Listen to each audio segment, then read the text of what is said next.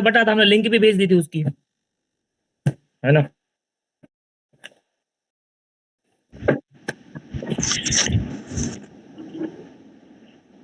अच्छा अच्छा, अपन देख लेंगे उसको भी, ठीक है। एक दो बार उसको रिवाइज करना, ठीक है ना। उसको टैग करके रख लो, लिख लो कि उसको कम से कम 4 दिन बाद रिवाइज करोगे। 4 दिन बाद फिर से डेट लिख लो, जो भी डेट भी पढ़ रहे हैं। हम्म,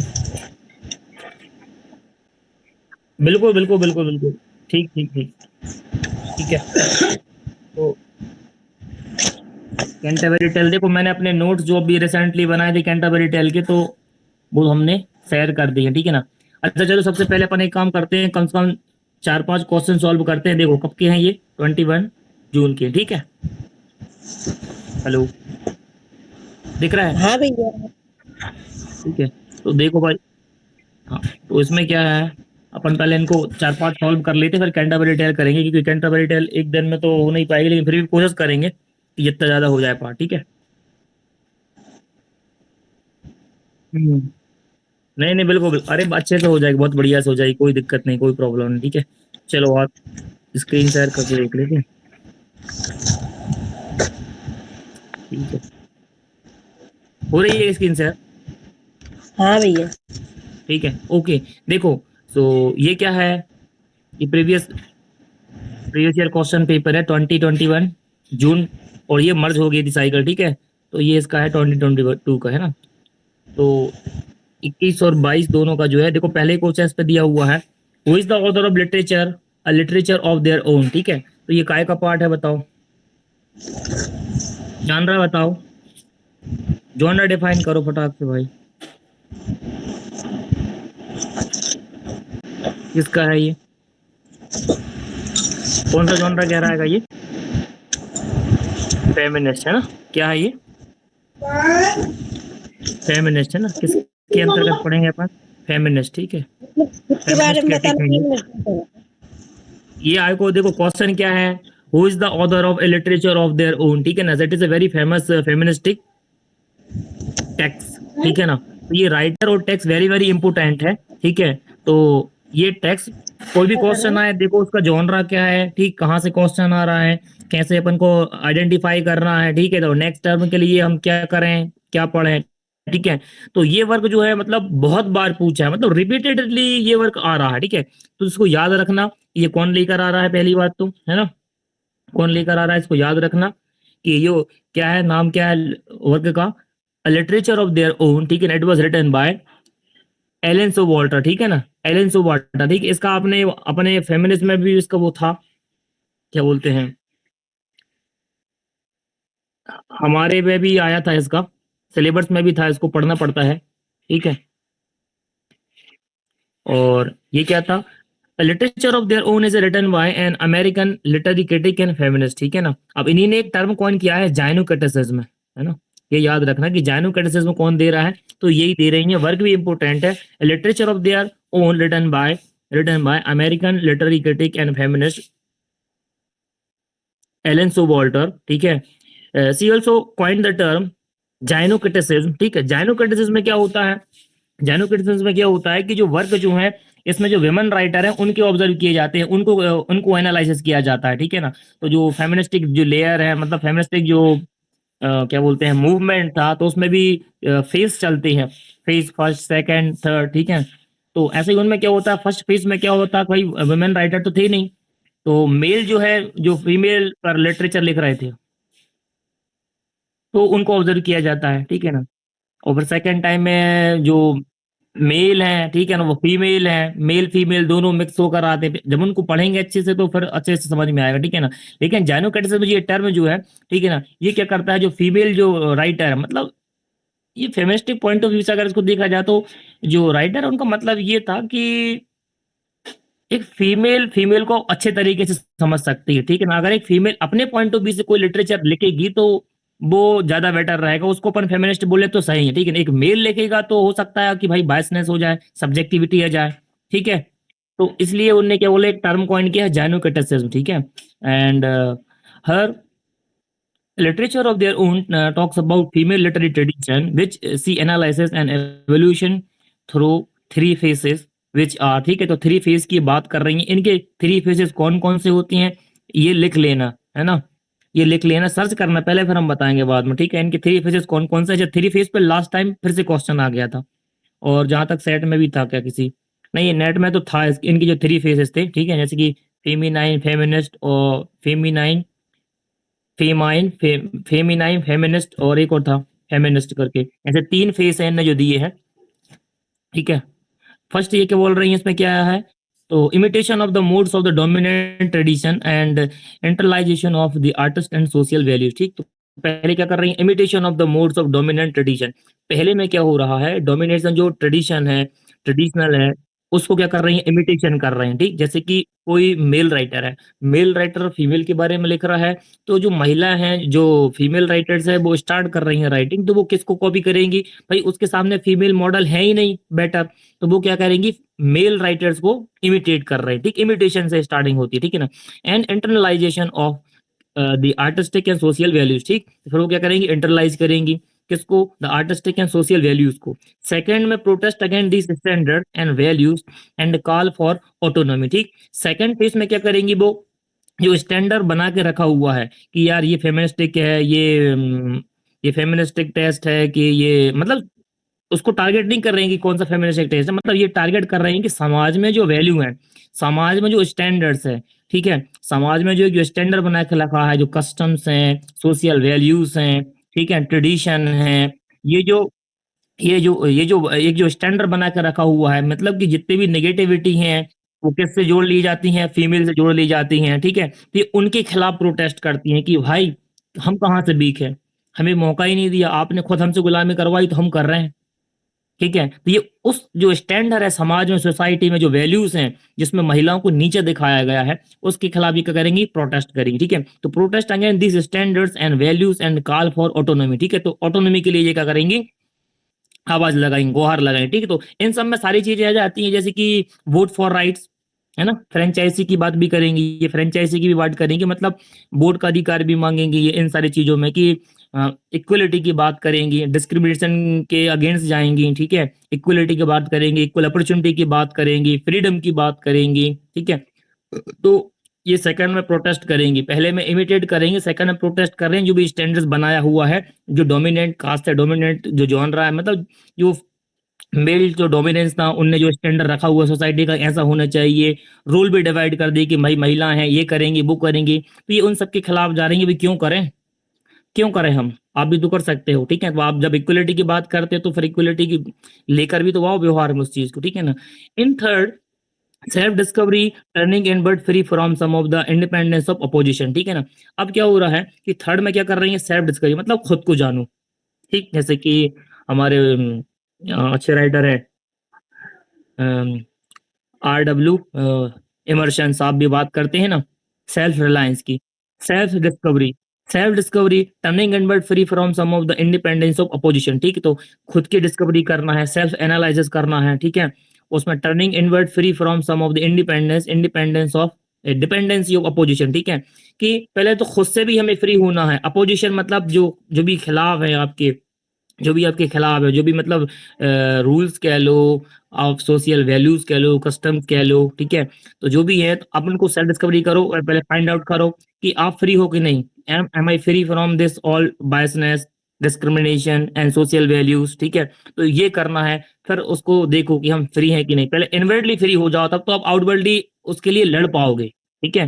पहले अपने आप से सेल्फ एनालिसिस करो, ठीक है? ये 3 पेज उन्होंने दिए हैं, तो ये बात की, तो वेरी वेरी इंपोर्टेंट वर्क है, the literature of their own written by Elaine Showalter, ठीक है? एलेंसो वाल्टर ने लिखा है, and Elaine Showalter also coined the term gynocriticism, ठीक है? तो जाइनोक्रिटिसिज्म का जो है मीनिंग, देखो, ऑनलाइन बुक भी है, ऑनलाइन बुक भी मैंने शेयर कर रखी हुई है, ए ग्लॉसरी ऑफ लिटरेरी टर्म, ठीक है? ग्लॉसरी ऑफ लिटरेरी टर्म है, होमवर्क लिख लो कि इसके बारे में देखोगे जाइनोक्रिटिसिज्म का मतलब क्या होता है, डेफिनेशन क्या है, ये बार-बार पूछे जाएँगे, very very famous and very very important terms है, ठीक है ना? और ये बुक का नाम जो अच्छे से याद कर लेना, बार-बार पूछी जाएगी साहब, जितने बार आप एग्ज़ाम में बैठोगे घूम-घूम के आएगी, क्योंकि ये ऐसी किताबें हैं, इनसे किसी जॉनरा का, इनसे किसी मूवमेंट का बिल्कुल सीधा एसोसिएशन है, बिगिनिंग होती है, ठीक है? That is why it is important. Okay, so will you remember it? ठीक है। हाँ, जी वाले सेक्शन में देख लेना, और जी उसको देखने का तरीका अच्छा है उसमें, ठीक है ना, नहीं रहता है ना, जी वाले सेक्शन में देख लेना, उसमें नंबर देखा रहता है, पेज नंबर रहते हैं उसमें, तो पेज नंबर में आके देख लिए अपन ने, है ना। ठीक, डिक्शनरी टाइप में उसको देख लेना, जैसे जी वाले सेक्शन में, जैसे जी वाले सेक्शन में नहीं है, लेकिन जी वाले सेक्शन में नाम होगा, जैसे जाइनोकेटेसिस में लिखा होगा और पेज नंबर लिखा होगा, तो उस पेज नंबर पे जाओगे तो जाइनोकेटेसिस मिल जाएगा, ठीक, क्योंकि वो फेमिनिस्ट पार्ट है, तो वो होगा फेमिनिस्ट वाले में, लेकिन जी से सर्च करना पहले, ठीक है।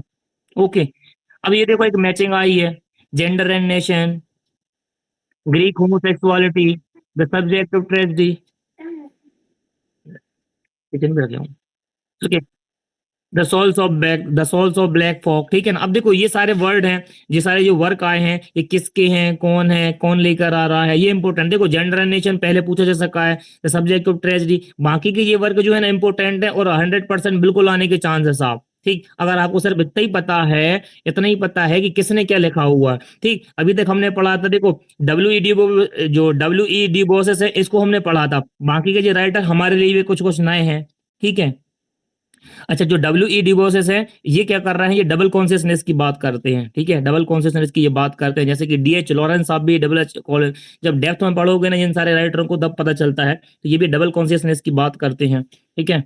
ऐसे DH लॉरेंस साहब हैं, वो भी इनसे रिलेट हो जाते हैं आगे चल के, क्योंकि अभी तक अपन ने DH लॉरेंस साहब की यहाँ सन्स एंड लवर है, नोबल ही पढ़ी है, तो वो पोएट्री भी लिख रहे हैं, वो क्रिटिसिज्म आगे भी जाते हैं वो, है ना, ठीक है। तो इसको मैच करो, gender and nation, gender and nation किसने लिखी है, तो चाहो तो पेपर में ये वर्क लिखते जाना है, क्योंकि बस इतना ही अगर अपन को पता है तब भी अपना काम हो रहा है साहब, और ये वर्क बार बार पूछे जाएंगे, क्योंकि अभी ये रिसेंटली आए हैं, 22 के हैं, रिपीटेड होंगे, बार एक दो बार तो होंगे, आपको 3 साल तक तो कम से कम ये परेशान करेंगे आपको।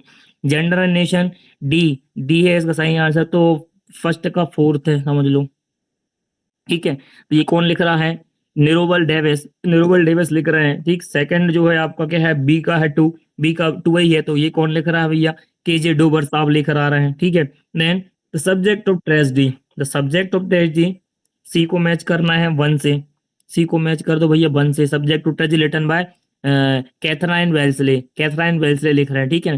Then the soul of black fall, the soul of black fall, ये कौन लेकर आ रहा है, डी का है 3, तो WEB ड्यूबोइस, ठीक है। WEB ड्यूबोइस साहब ये थोड़े फेमस राइटर हैं, इन पर पढ़ लेना, ठीक है। आसानी से ऐसा कुछ मिलता नहीं है इनका, लेकिन जो भी मिले तो पढ़ लेना, ठीक है। अब यहाँ देखो डिस्कशन में भी अच्छी बात दी इसमें, in the given option the souls of black folk is written by W.E.B. Du Bois.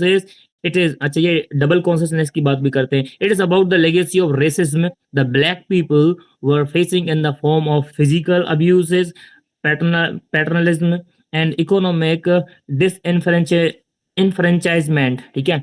तो ये क्या बोल रहे हैं, it is about the legacy of racism, ठीक है, ये रेसिज्म की बात कर रहे हैं, रेसिज्म मींस ब्लैक पीपल के ऊपर जो रेसिज्म है वो फेस कर रहे हैं, वर facing in the form of physical abuses हो रही है, ठीक है ना, पैटर्नलिज्म की बात हो रही है, ठीक है ना, पैटर्नलाइजेशन हो गई, पैटर्नलिज्म हो गई, इकोनॉमिक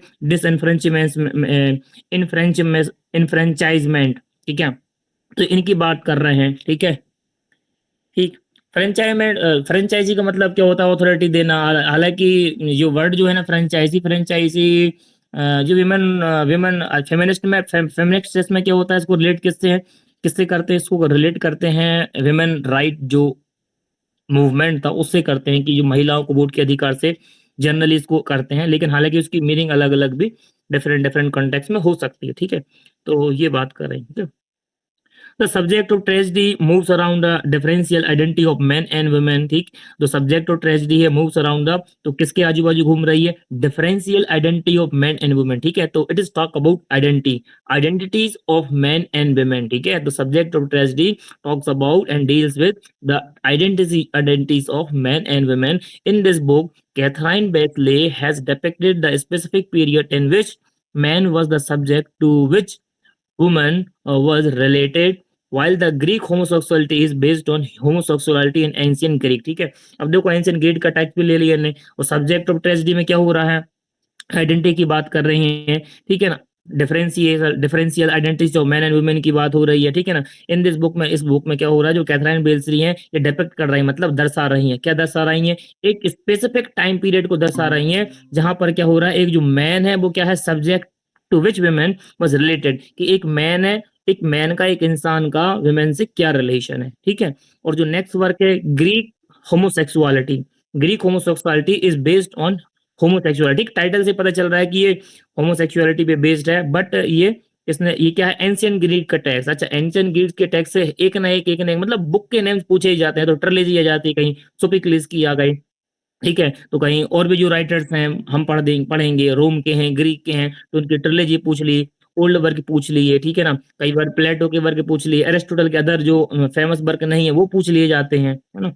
तो इस पर भी ध्यान रखना कि ग्रीक से कुछ ना कुछ आएगा, तो वर्ल्ड लिटरेचर से ग्रीक से पक्का कुछ ना कुछ एक ना एक चीज तो आनी है, ठीक है ना। अच्छा, ट्रिलॉजी तो फेमस है, ट्रिलॉजी तैयार करके ही रखना, ठीक, यहाँ से क्वेश्चन बनता ही है, ठीक है।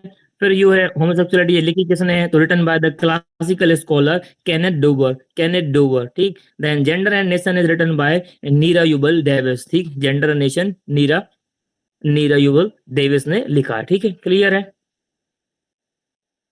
इतनी बात समझ में आई। क्वेश्चन कहाँ, हाँ हाँ बता, हाँ हाँ हाँ।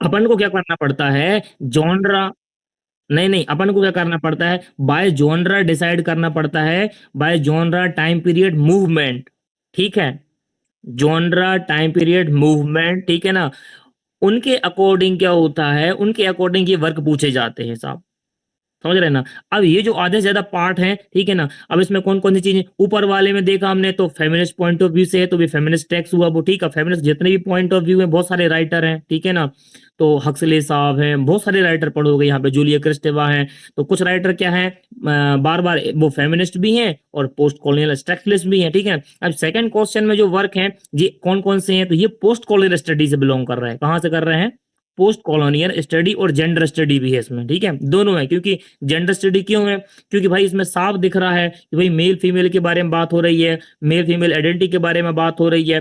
अब रेसिज्म है, मतलब पोस्ट कहाँ पे पहुंच गए अपन, पोस्ट कॉलोनियल पहुंच गए, तो ये post colonial point of view zone रहा है, मतलब ये वर्क कहाँ से आया है, पोस्ट कॉलोनियल से, ठीक है, कर लिया आइडेंटिफाई, ठीक है, तो ये हो जाता है, ठीक है ना। अब इसमें ये रहता है, जैसे एक दो राइटर भी अपन ने पढ़े हैं, डी बोयस आज तो पढ़ोगे ये, ठीक है ना, ये अफ्रीकन राइटर है, ठीक है, बहुत सारे जैसे हरलम रमेशा है। अब हरलम रमेशा में कौन कौन से जो अफ्रीकन राइटर हैं, ठीक है, इन्वॉल्व है, तो उनके फेमस वर्क इंपोर्टेंट हो जाएंगे, ठीक है, तो इसलिए हम ये लेकर आए ताकि ये ब्रॉड चीज थोड़ी पता चले, है ना, तो इन सब पर भी फोकस करना है, ठीक, तो नेट,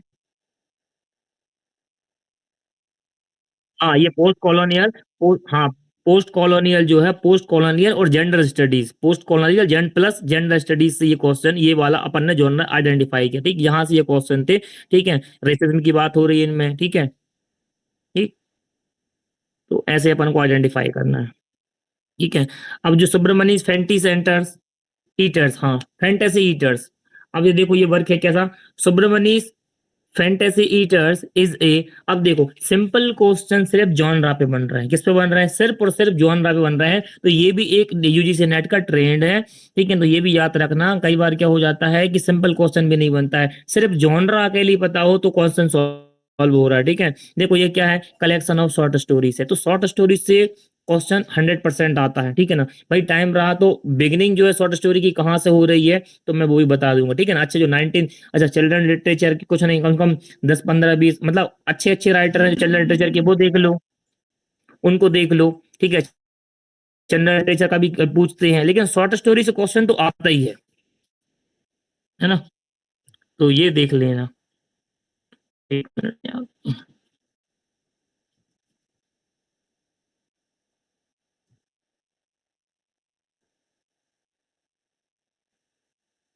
एक मिनट कहाँ गई पीडीएफ, ओके, ठीक है, तो का है वर्क, genre क्या है, collection of short stories, okay, इस collection of short stories, in short stories the work focuses on the ways in which transplanted Indian tradition both nurture and suffocate the island immigrants and their descendants, ठीक है, तो ये जो short story पे question था, ठीक है, ये किस पे था, शॉर्ट स्टोरी पे था, ठीक है, और ये शॉर्ट स्टोरीज में कलेक्शन कितने थे, तो 9, अच्छा नहीं हो रही,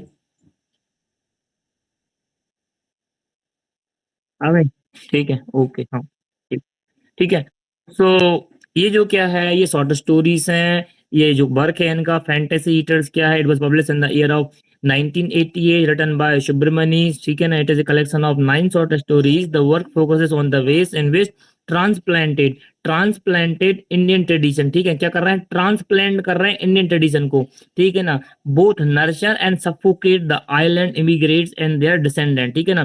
तो कहां पर कर रहे हैं? नर्चर भी कर रहे हैं, पोषण भी दे रहे हैं, उनको बढ़ा भी रहे हैं. सफोकेट द आइलैंड इमिग्रेंट्स, जो आइलैंड इमिग्रेंट्स हैं उनमें, ठीक है. देयर एंड देयर डिसेंडेंट्स, तो उनके जो भी वंशज हैं उन पर जो क्या कर रहे हैं? ट्रांसप्लांट कर रहे हैं इंडियन ट्रेडिशन को, ठीक है.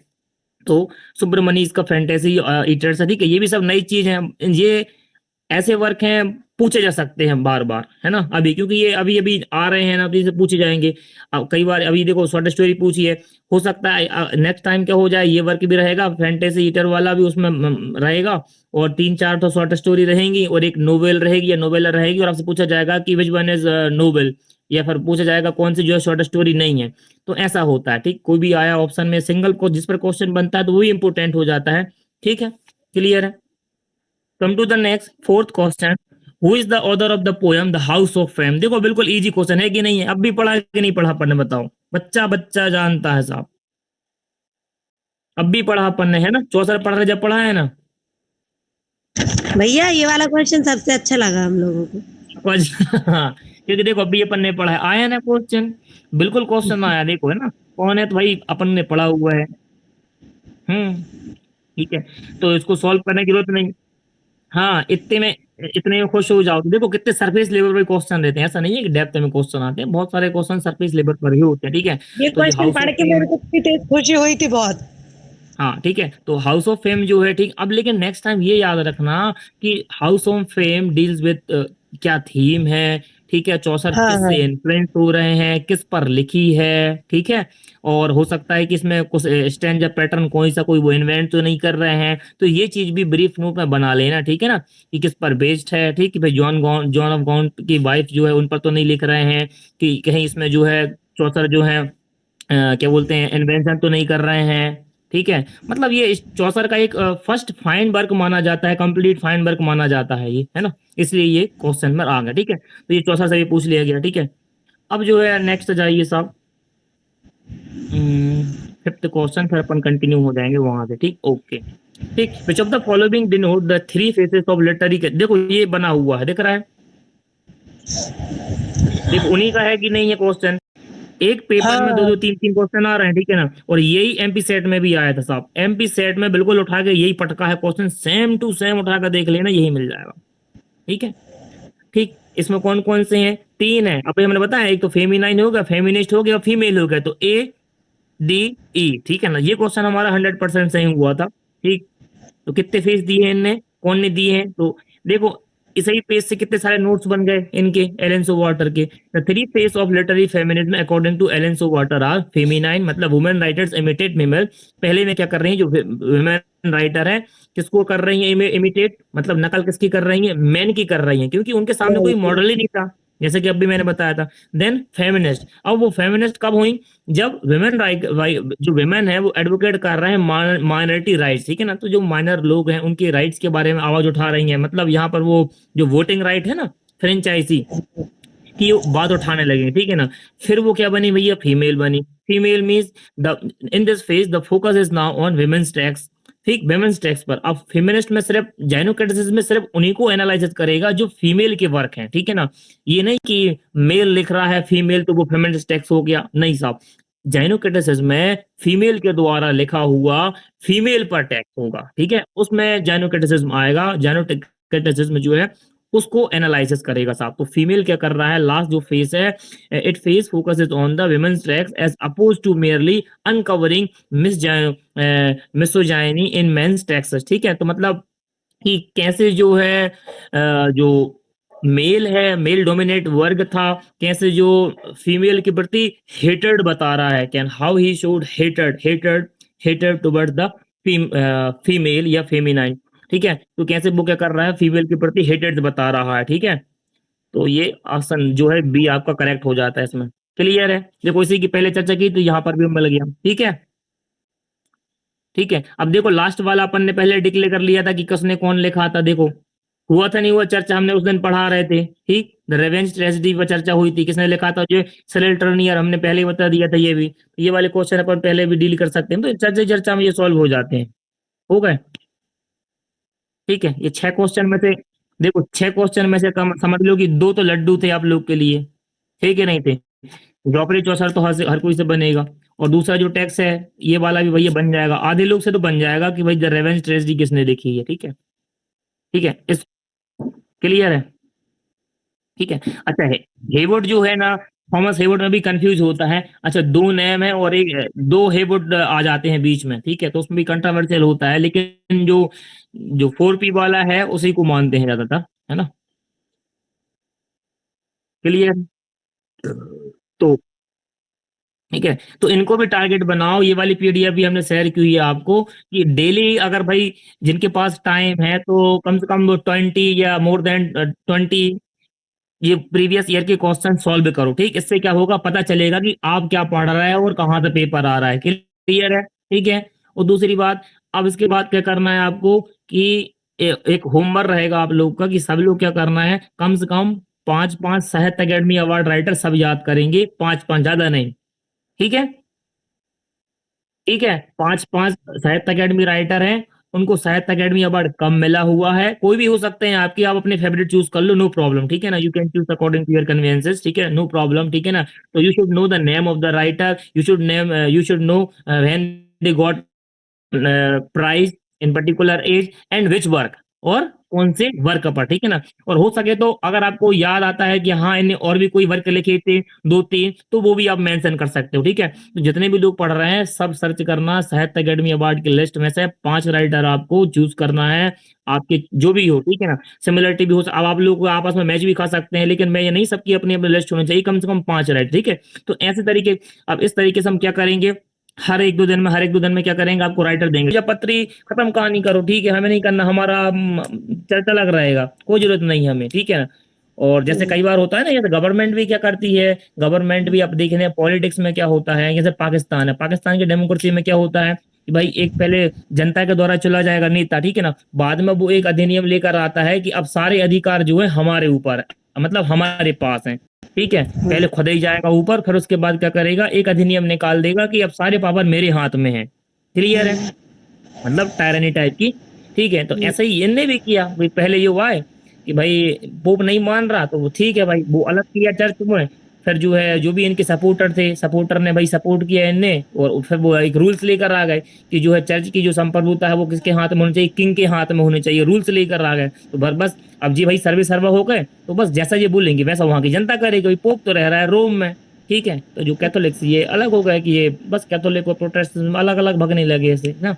और फिर एलिजाबेथ ने इसका बेनिफिट उठा लिया, एंग्लिकन चर्च जो इनके जो फादर ने भाई लेकर तो आए थे, इंट्रोडक्शन करा ही दिया था, तो उसका बेनिफिट किसको मिला, एलिजाबेथ को।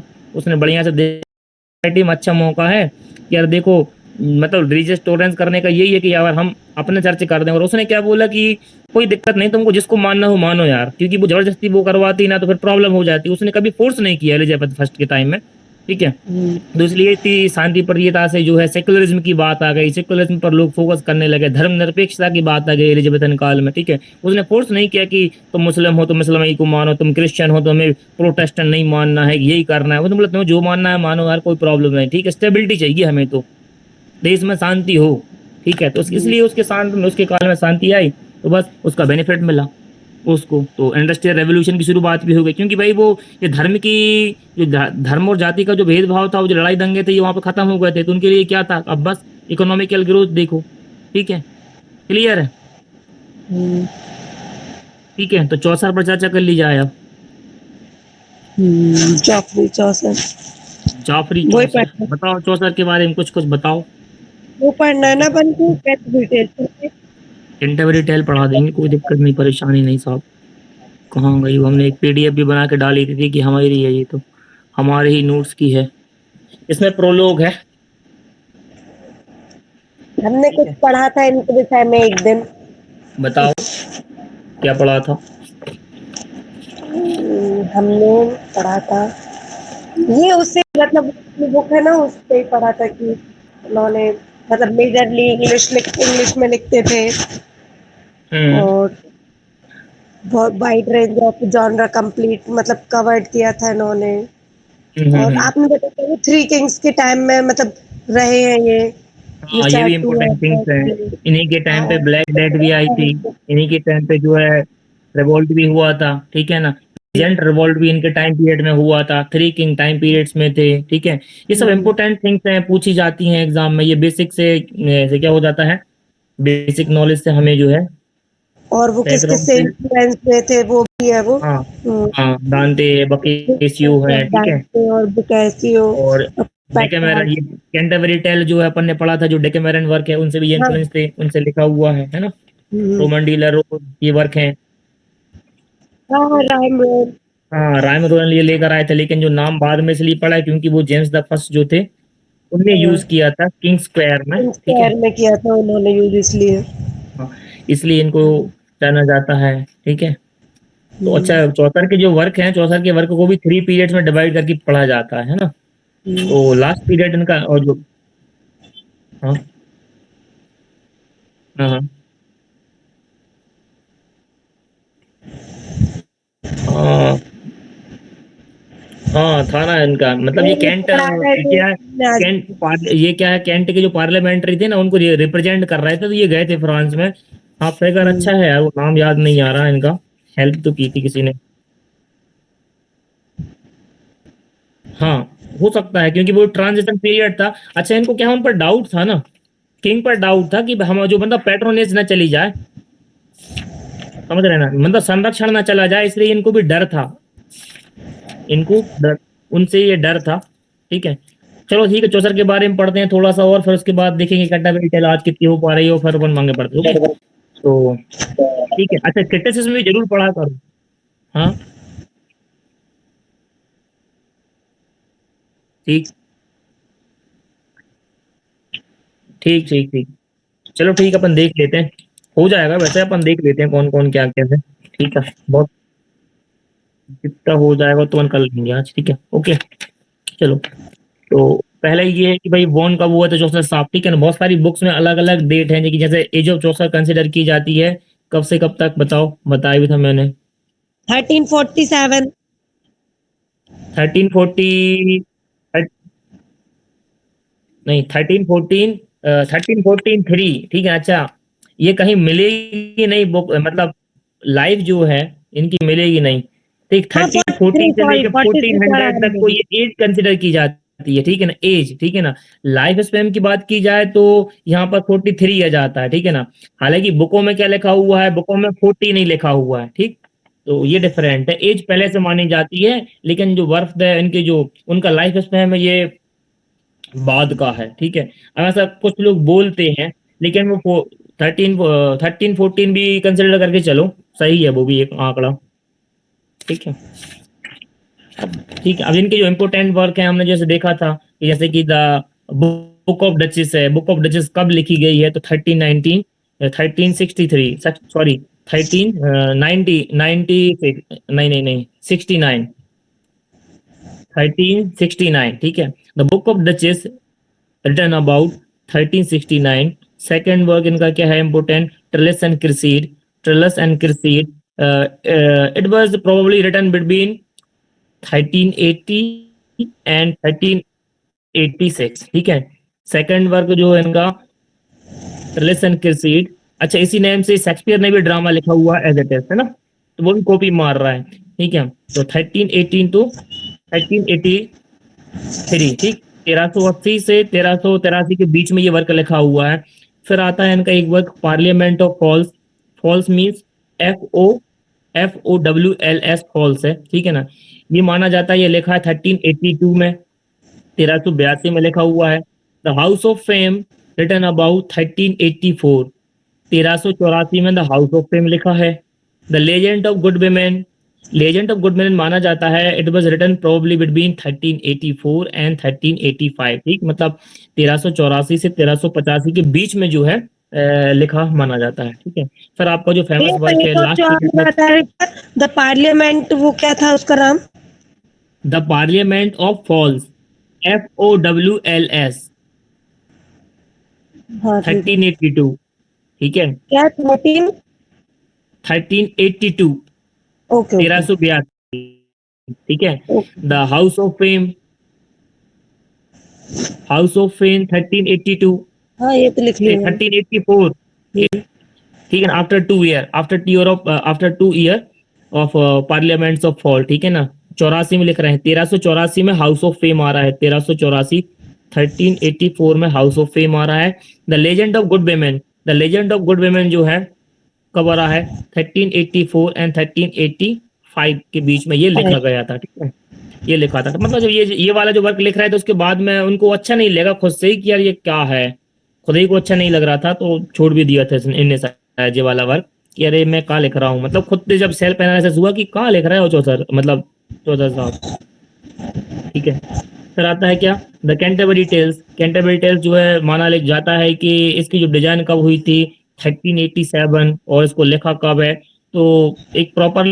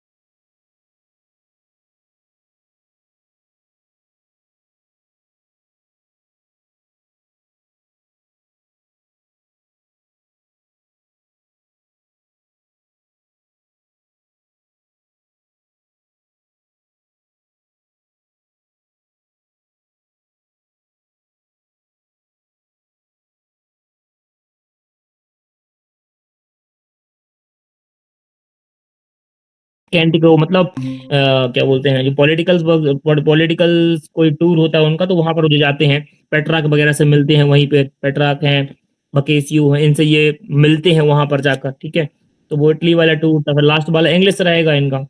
तो पहले जो फ्रेंच है तो फ्रेंच से ये इन्फ्लुएंस हुई थी, इसलिए इनका फर्स्ट पीरियड माना जाता है, जो अप्रेंटिस माना जाता है, अप्रेंटिस पीरियड था, तो उसको फ्रेंच पीरियड बोलते हैं, ठीक है। So the most important of Chaucer's early translation was that of the Roman de la Rose. तो सबसे पहला जो ट्रांसलेटर जो इंपोर्टेंट था चौसर साहब का वो था रोमन डी लेरोज, ठीक है। अब जो रोमन डी लेरोज क्या है, the Roman de la Rose was a momentous poem in European literature. पूरे यूरोप के लिटरेचर में रोमन डी लेरोज बड़ा फेमस था, एक मोमेंटस पोएम थी पूरे यूरोपियन लिटरेचर में अर्लियर टाइम, ठीक है। So it was written by two poets, ठीक, ये दो पोएट्स थे, उनने लिखी थी, एक तो गलिमेंडी लॉरेस, ठीक, इन पर भी क्वेश्चन बना हुआ है इन राइटर पे, ठीक, कौन कौन से थे, तो इनका नाम लिख लेना, GUI, GUI,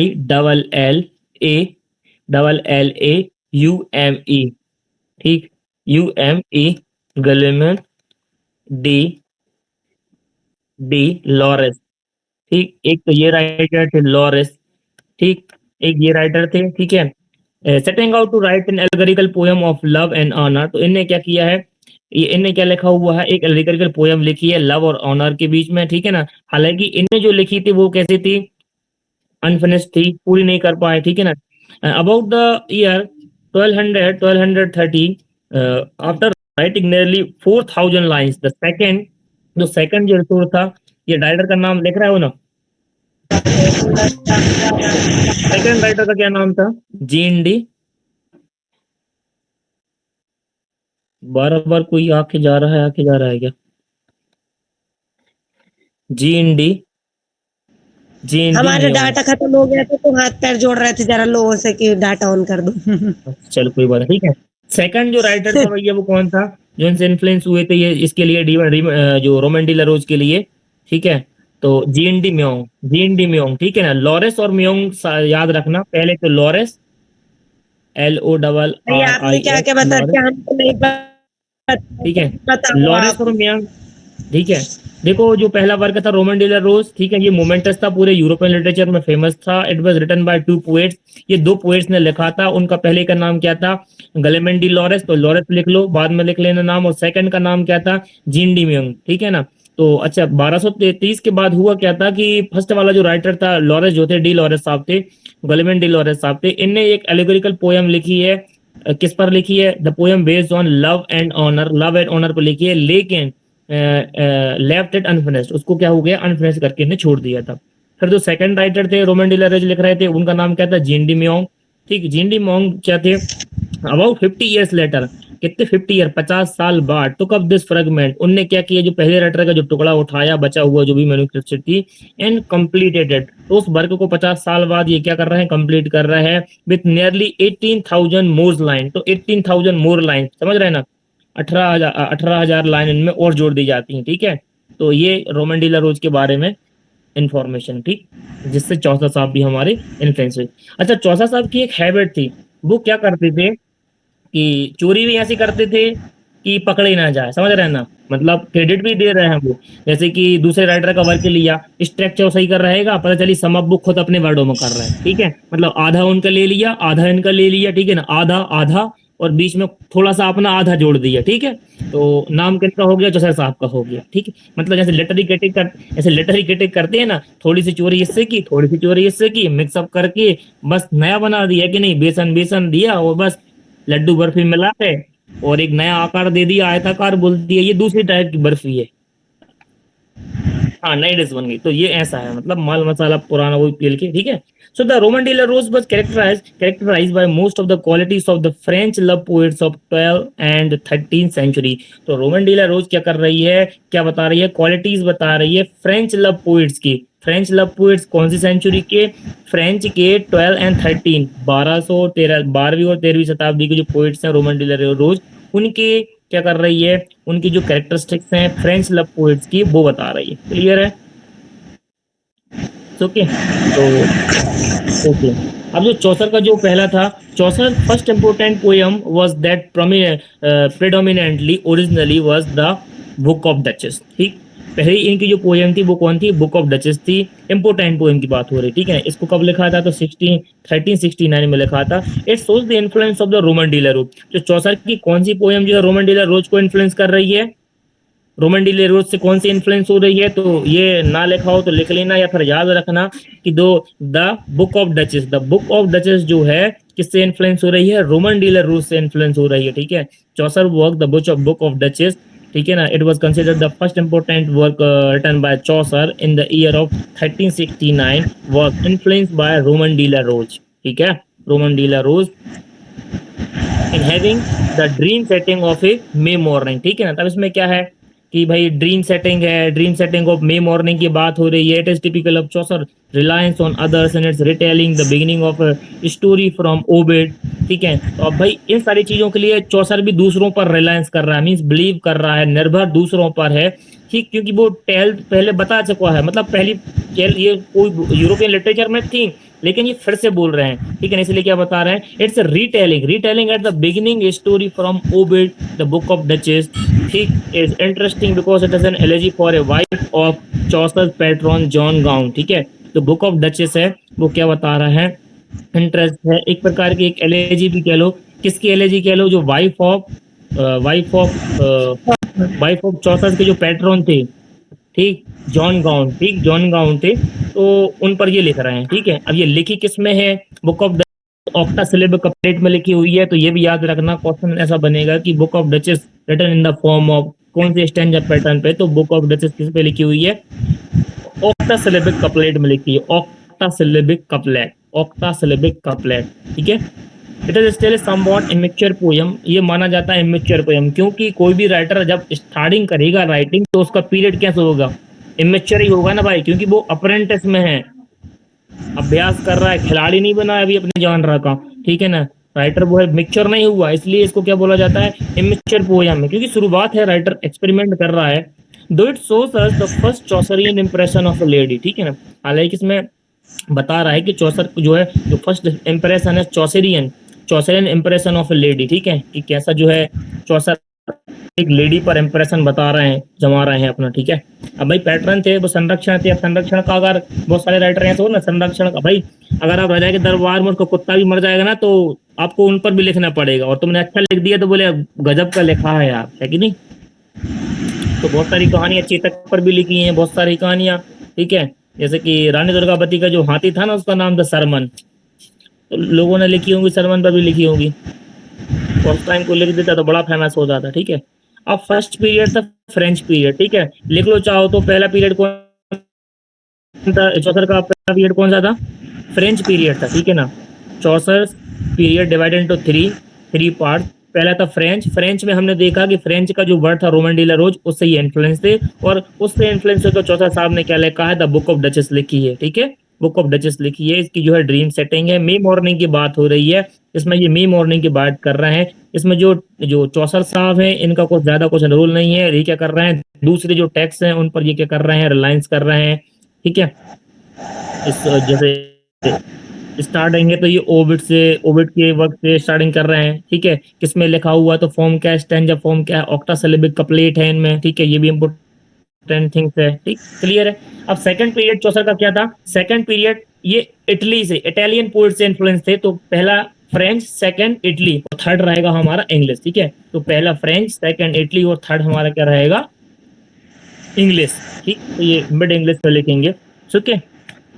तो चौथा सेकंड पीरियड जैसे पोएट एक्सटेंड रफली फ्रॉम 1379 टू 1385, 1379 टू 1385 ये सेकंड पीरियड है चौसर का, and shows the influence of Italian poets, ठीक। इस पीरियड में, इस टाइम पीरियड में चौसर साहब इटालियन पोएट से इन्फ्लुएंस हो रहे हैं। कोई बताएगा कौन कौन से इटालियन पोएट्स थे, बताओ भाई, हमने पढ़े भी हैं, कौन कौन से इटालियन पोएट्स थे। हेलो, हाँ हाँ, बकेसियो है, जानते हाँ, हैं, ये इटालियन में वहां पे मिले भी थे, मतलब ये डिप्लोमेटिक टूर के लिए इटली गए हाँ, हुए थे, डिप्लोमेटिक टूर के लिए ये हाँ, इन इटली तीनों गए थे, लोगों से ठीक है ना। मिले थे। हाँ, तो ये तीनों से मिले ये थे, इनसे बड़े इन्फ्लुएंस हुए, कुछ मैन्युस्क्रिप्ट भी एक्सचेंज हुई, बातचीतें हुई, ठीक है, बड़े प्रभावित हुए इनसे, फ्रेंडशिप हुई इनसे, ठीक है। और भाई ये कैंट को रिप्रेजेंट कर ही रहे थे, पार्लियामेंट में भी आ गए थे चौसर साहब, ठीक है। Okay, so second period considered the Italian period. Okay, so in this period he rises above the translation to imitation, ठीक है। अब इस पीरियड में थोड़ा सा स्टैंडर्ड बढ़ेगा इनका, अब ट्रांसलेशन से और इमिटेशन से ये थोड़े ऊपर आएंगे।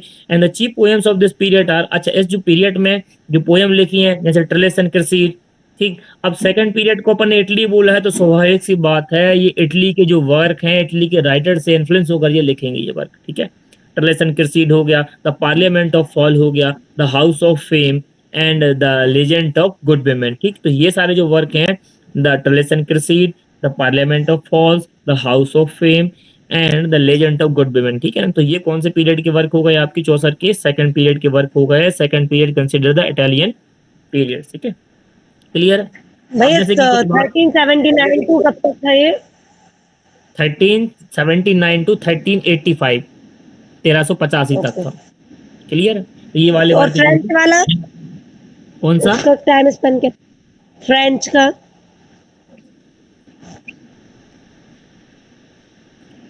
ये टाइम पीरियड तीनों को तो मेंशन नहीं है, लेकिन जो अर्रियल मान के चलो, देखो गैस कर लो, 40 मतलब 1340 से शुरू होगा, पैदा हो से तो लिखने नहीं लगा होगा, है ना।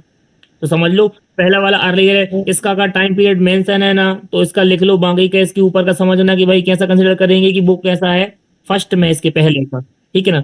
1379 के पहले वाला फर्स्ट हो गया, तो मतलब इस टाइम पीरियड में जो राइटर थे फ्रेंच जो लिटरेचर से उनसे इन्फ्लुएंस थे, ठीक है ना, उनके राइटर से इन्फ्लुएंस थे, और इन्हें फ्रेंच को ही ट्रांसलेट करके जो है इंग्लिश लिटरेचर में ये लेकर आए, ठीक है। दे रिलाई तो हाँ 1385, 1385 है ना, 1385 के बाद ये वाला होता है। ठीक है ना। अभी इसको लिखो, आगे देखते हैं क्या क्या है, ठीक है ना। हम थोड़ा जो वर्क है इन पर थोड़ा थोड़ा जो कुछ भी है ना जो वर्क है, क्योंकि इनका कहीं अलग से मिलेगा नहीं, अभी पढ़ लिया तो पढ़ लिया, लेकिन फिर बाद में कुछ नहीं मिलेगा, ठीक है। तो ध्यान से सुनना, कुछ कुछ चीजें आ रही हैं, ठीक है। जैसे ट्रिलिस एंड क्रेसीड है, अच्छा सेम वर्क पे शेक्सपियर साहब भी लिखेंगे।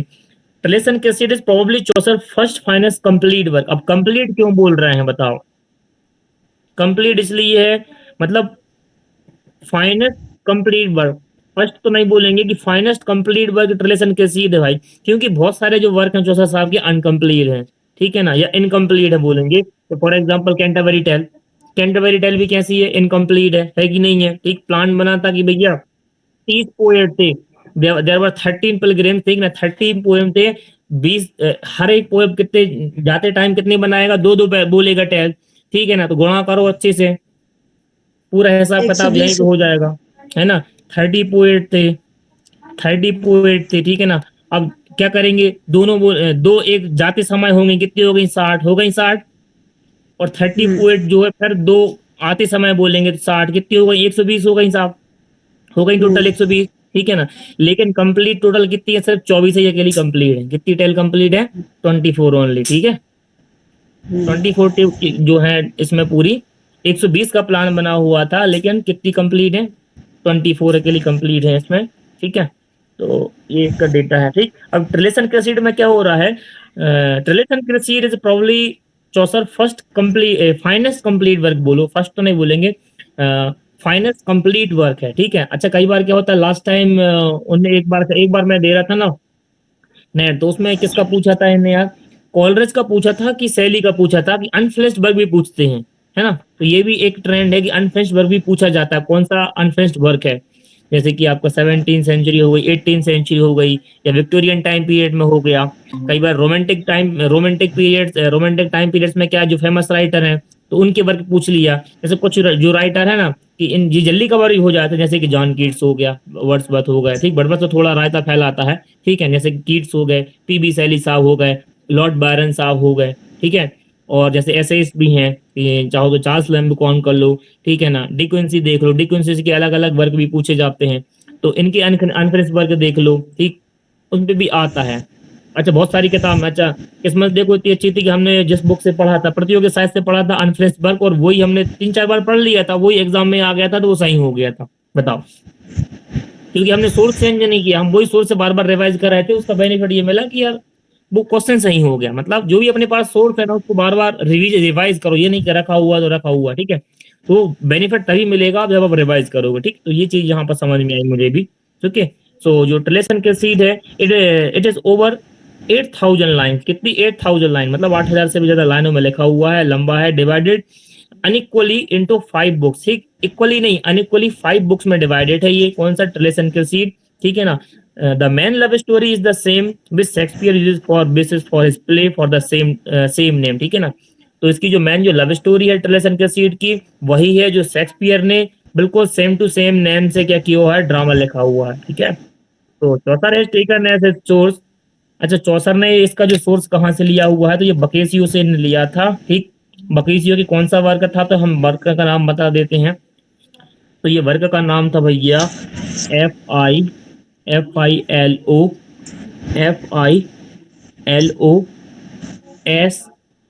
FILOSTRATO, ठीक है। फ्लस्ट्रेटो, फ्लस्ट्रेटो क्या है, फ्लस्ट्रेटो ऑफ बकेसियो, है ना।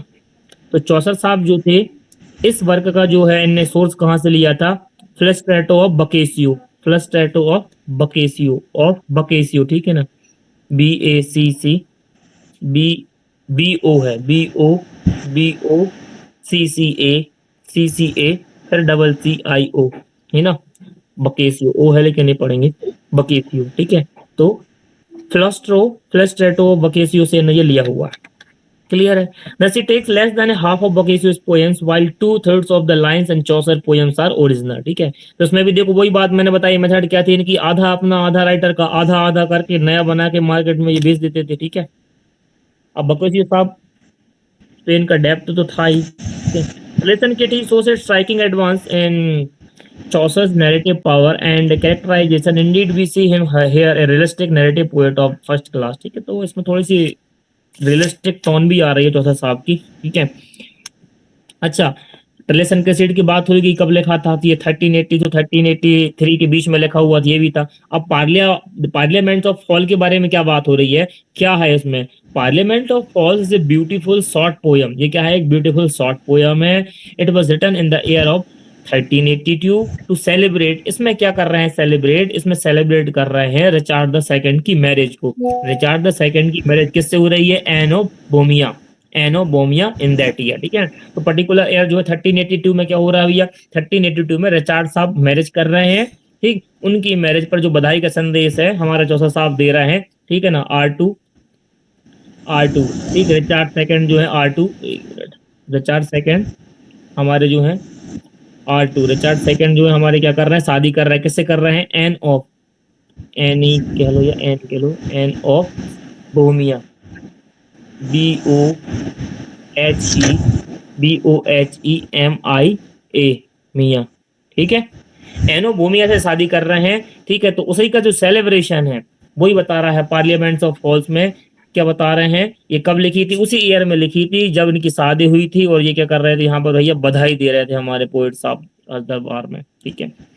अच्छा, राज दरबार में कई समय इनको थोड़ा सा डर था कि कहीं ऐसा ना हो कि रिचर्ड साहब आए थे, रिचर्ड साहब गद्दी पे बैठ रहे थे और इनको डर था कहीं ये ना हो कि ये भगा ना दें यार, हमें प्रसन्न तो करना पड़ेगा। तो parliament of fowls is beautiful short poem written in 1382 to celebrate Richard second marriage to Anne of Bohemia in that particular year, okay. जैसे कि जो बुक ऑफ डचेस है वो किस पे है, किसको फॉलो कर रही है, रोमन डे रोज को फॉलो कर रही है, अडॉप्ट कर रही है ड्रीम सेटिंग, ठीक। And it themes is how the bird assemble to choose their mates, ठीक है। उसकी जो थीम सी क्या बता रही है कि जो बर्ड्स हैं, जो पक्षी हैं, कैसे जो अपने मेट्स को चूज करते हैं, ठीक है। चिड़ा और चिड़ी का बोलेंगे उनको, तोता मैना, ठीक है।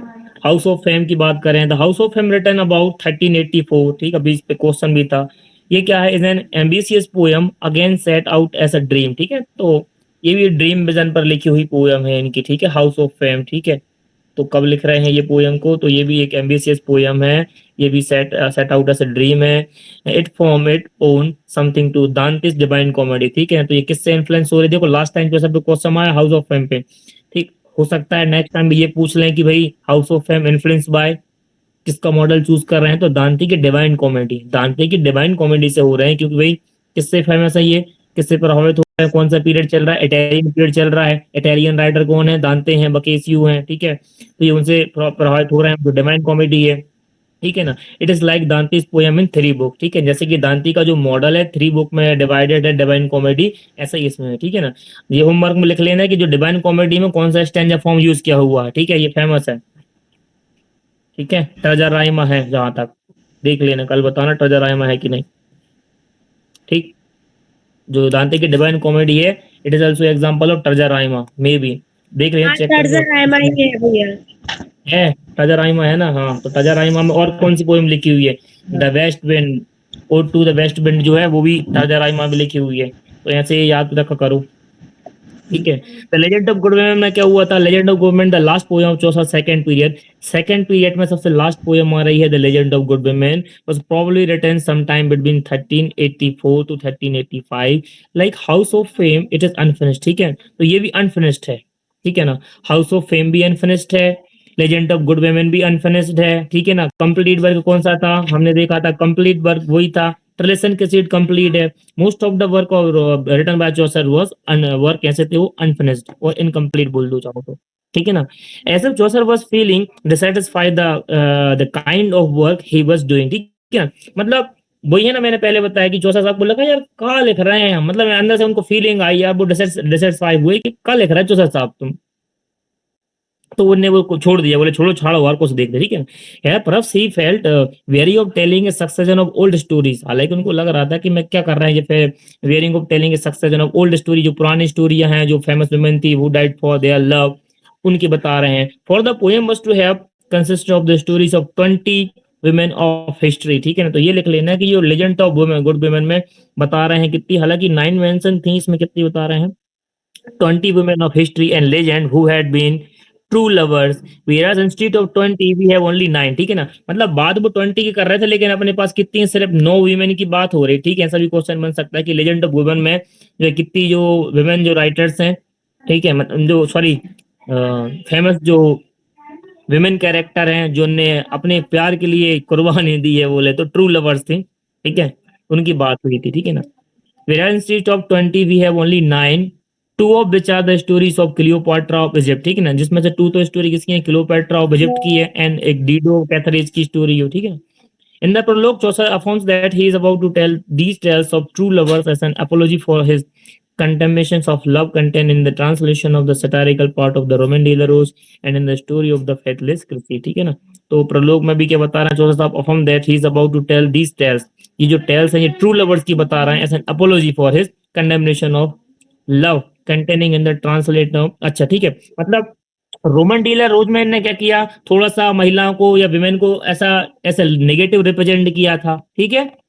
रोमन डीलर रोज के ट्रांसलेशन में चौसर साहब ने क्या किया था, थोड़ा सा सटायर मारा था, जो सटारिकल पार्ट था, तो वहां पर चौसर साहब को जो क्रिसीड का जो रोल था, लव स्टोरी वो भी ट्रेसन क्रिसीड के, तो क्रिसीड को उन्होंने थोड़ा सा नेगेटिवली रिप्रेजेंट किया था, इसलिए उनको फील हुआ कि यार मैंने जो है फीमेल की जो है, तो अरे यार भानु भैया लेफ्ट हो गए बोल रहे, ज्वाइन नहीं कर पा, ओ चलो ठीक है, अच्छा और कौन गायब हो गया, काजल है, अच्छा ठीक है, तो वही बता रहे हैं यहाँ पर क्या कर रहे हैं, जो रोमन डीलर रोज है, रोमन डीलर रोज में हमने क्या किया, थोड़ा सा क्रिटिसाइज किया कि उनको फीमेल को, तो उनको लगा कि यार थोड़ा सा कुछ करना चाहिए महिलाओं के लिए, उनका फेथ गेन करने के लिए, तो इनने किया, तो महिलाओं की तारीफ के लिए इन्हें क्या, वो सारी महिलाएं इकट्ठी करी, तो लिस्ट बनाई, तो 20 निकली, बोली 20 महिलाएं हिस्ट्री में ऐसी हैं जिनने जिनने सच्चा प्यार किया और जो अपने पैर के लिए जा रही, फॉर एग्जाम्पल क्लियोपेट्रा, ठीक है ना। अब वो 20 स्टोरी में से हमारे पास सिर्फ कितनी है, 9 स्टोरी हैं, क्यों 9, मतलब 9 स्टोरी कह लो या 9 वुमेन के बारे में बात की, टोटल 9 कह लो, ठीक है ना, इंस्टेड ऑफ 20, ठीक, इनके बारे में इन्होंने बात की है, जिसमें से क्लियोपेट्रा ऑफ इजिप्ट, डीडो, कैथरीज है, ठीक। अच्छा इनके आप सर्च करोगे ना, इनके जो 9 वुमेन्स हैं, इनके नाम भी मिल जाएंगे, कौन कौन सी थी, टिस्बी मिसबी ऐसे कुछ नाम है ना। तो ये 9 वुमेन्स के बारे में हमने बात की यहाँ पे, ठीक है, मतलब गलती करी पहले, लगा कि यार इनसे माफी मांग लेना चाहिए, तो उन्हें लेजेंड बना दिए, लेजेंड ऑफ गुड वुमेन, ठीक, भरकई का नाम उन्हें ऐसा लिख दे कि यहाँ पर प्रेस हो रही है खूब भर भर के, हाँ हाँ, तो बोले हाँ मिल जाए, हाँ हाँ हाँ हाँ हाँ हाँ, हम्म, हाँ हम्म, हाँ हाँ, डीडो, हाँ डीडो कैथरीज, ठीक है, तो ये 9 वुमेन्स की जो है नाम है, आपको देखने को मिलेंगे, तो यहाँ इन्हें भर भर के तारीफ भी की है, लेकिन बाद में लगा हम क्या कर रहे हैं, मतलब क्या होता, आप मेल डोमिनेटेड सोसाइटी में हो और जो अपोजिट सेक्स की अगर तारीफ कर रहे हैं, हो सकता है कंट्रोवर्सी हो जाए, साहब अटैक हो जाए, आपके जो पैट्रोन है कैसे हो जाए, जैसे अभी के समय में सरकारी नौकरी, तो उस समय सरकारी नौकरी मतलब राज दरबार में आप कुछ पोस्ट होना सरकारी नौकरी कहलाई है कि नहीं, है ना। भाई राज दरबार में अगर आप हो, राज मतलब भाई राजतंत्र में, तो आपकी सरकारी नौकरी कहलाएगी, है ना। अब लेकिन अब यहाँ पर क्या है, सरकार, वहां पर राज दरबार में होना था, तो भाई आप अपनी नौकरी को मेंटेन करने के लिए क्या करोगी, भाई राजा प्रसन्न रहे हमारा, तो कुछ ना कुछ तो करना पड़ेगा, अच्छा तो वो बैलेंस बना के चलना पड़ता था, इसलिए इन्हें ये वर्ग छोड़ दिया, हो सकता है कंट्रोवर्सी ना हो जाए, ठीक है, इसको छोड़ दिया था, ठीक है। कितने बज गए हैं भैया, हो गए हैं, ठीक है, ठीक है। The Canterbury Tales written in the third period when Chaucer had finally achieved maturity as a poet, ठीक है, तो यहाँ से कल कर ले फिर, बताओ भैया, है ना। देखो बहुत सारे पॉइंट अपन ने डिस्कस कर ही लिए हैं, ठीक है ना, अब ये क्या है कहीं कहीं मिलते नहीं है, इसलिए अपन ने ये कर लिया, और बाकी रही तो कल चौसर की पर्सनल लाइफ पे थोड़ा सा डिस्कस, मतलब मुश्किल से 5 पॉइंट चौसर की लाइफ की जो इंपोर्टेंट है वो डिस्कस कर लेंगे, 5 पॉइंट मुश्किल से इतने में, है ना, 5 मिनट भी नहीं लगेंगे, चौसर की जो पर्सनल लाइफ को थोड़ा सा देख के, वो इम्पोर्टेंट तो नहीं है लेकिन देख लेंगे एक बार, थोड़ा थोड़ा जो भी इम्पोर्टेंट है, 2-4 पॉइंट जो है वो देखते हुए फिर अपन सीधे कैंटरबरी टेल पर आ जाएंगे, ठीक, जब तक कि आप लोग की समरी अमरी उसकी कंप्लीट कर लेना, सुन लेना, ताकि फिर अपन टच कर पाए अच्छे से उसको, ठीक है साहब, ठीक है हेमेंद्र भैया, ठीक है ठीक है ठीक है। ओके सर, ठीक है, तो लेकिन होमवर्क याद रखना क्या करना है, साहित्य अकेडमी अवार्ड इंडियन राइटर को मिलता है जो, हाँ कम से कम 5, ठीक है ना, और कौन से ईयर में मिल रहा है वो ईयर, ठीक है, और कौन से वर्क पे मिल रहा है ये, ठीक है ना, 5 राइटर कोई ऐसे साहित्य अकेडमी अवार्ड वाले आप बिल्कुल देखिएगा, ठीक है, तो थोड़े थोड़े क्या टारगेट करके करोगे ना तो वो आएंगे, है ना, और सब अपने अपने लेकर आएंगे, हाँ, आप सब अपने-अपने लेकर आएँगे तो हो सकता है कि 2 आपको नए मिल जाएँ उनसे, 2 आपको आपके नए मिल जाएँ, ठीक? 2 आप किसी को नए दे दो, ठीक? तो ऐसे करके क्या डेटा एक्सचेंज होगा तो जल्दी मेमोराइज़ होगा और ऐसे करके मतलब साइट में ये चीज़ भी हम कंप्लीट करेंगे, ठीक है ना? तो इसलिए आज हमने देखो 5 एमसीक्यू भी लगा रहे हैं, उससे ये होगा कि आप लोग भी फ़ोकस करोगे उस पे, है ना?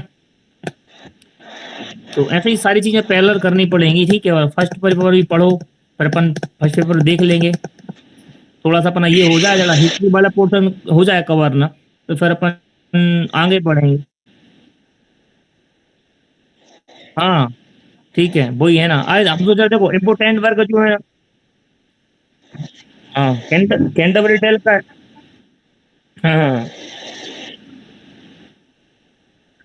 हाँ, हाँ, हाँ। ठीक नहीं, उसमें भी जो इम्पोर्टेंट रहेगा तो अपन डिस्कशन कर लेंगे, ठीक है ना? लेकिन अभी जो वर्क है ना मतलब जो इम्पोर्टेंट है हाँ, ये वाले क्या है बिल्कुल, बिल्कुल। अब ये वाले वर्ग जो अपन ने डिस्कस किए ये भैया इम्पोर्टेंट भी थे और अकेले ढूँढने में पढ़ने में मज़ा भी नहीं आता, ढूँढ के छोड़ दिया है तो सब कुछ लेकिन मज़ा नहीं आता। लेकिन वो डिस्कशन होगा तो होगा। कम भाई बेसिक नॉलेज रहेगा सॉल्व तो कर पाएँगे अपन, है ना? ठीक है? ऐसे ही एक बार हम कैंटरबरी डिटेल भी डिस्कस कर लेंगे कल पूरी, ठीक है?